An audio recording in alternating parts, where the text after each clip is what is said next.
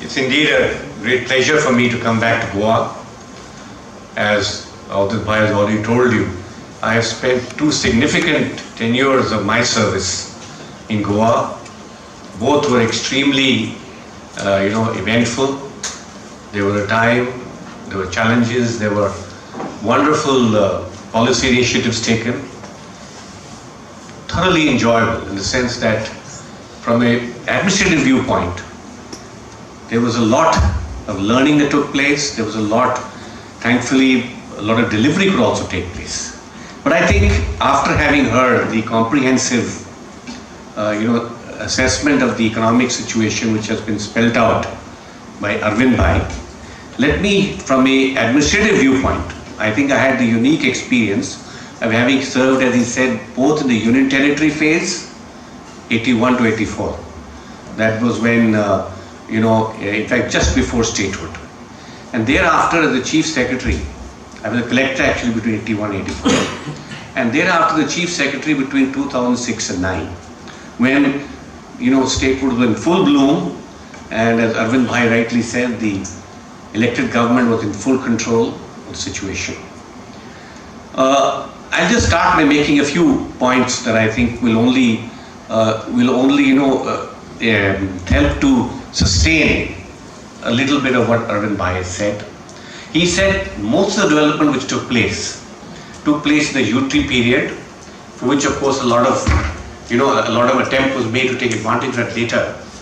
I personally definitely agree that the pace of development, in fact, you'd be surprised, 80% of all our social sector institutions, health, education, were all in place by 1972.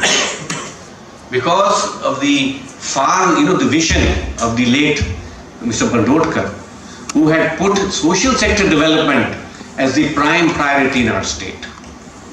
So with that result, he pushed back. In fact, the planning board at that time said, no, let's give power the first priority. And social sector had been given 4th priority. But he reversed the entire thing. And that has led to the tremendous surge in our social sector institutions, our education and our health institutions. With the result that very soon, our health indicators were the best in the whole country. And this has been sustained for a long time. Whether it be IMR, our infant mortality rates, everything has been improving. Our birth rates have been coming down. So there's been a lot in terms of the social sector, which we must give the due where it must be given, that Union Territory was a time of immense development. There were a lot of plans made, and I still remember as collector, there was a unified command. We had, of course, the LG, the Lieutenant Governor was on top, but at the same time, Mr. Pratap Singh Rane and his team were there, 6 ministers at that time, and there was wonderful coordination. And the emphasis was all on development, on ensuring that infrastructure, in fact, infrastructure was given a big part. And for those of you who probably don't remember, one significant event took place in 1983-84, and that was the Chogam retreat, where there was a considerable, improvement in infrastructure. That the road which you have all the way from the airport to Panjim, that was essentially set, double laning, etc., was all done at that time. Including Zuari Bridge, that's right, including the Zuari Bridge. And I still remember as collector, one of my duties I was told was to go and see when we had the first carpeting going on.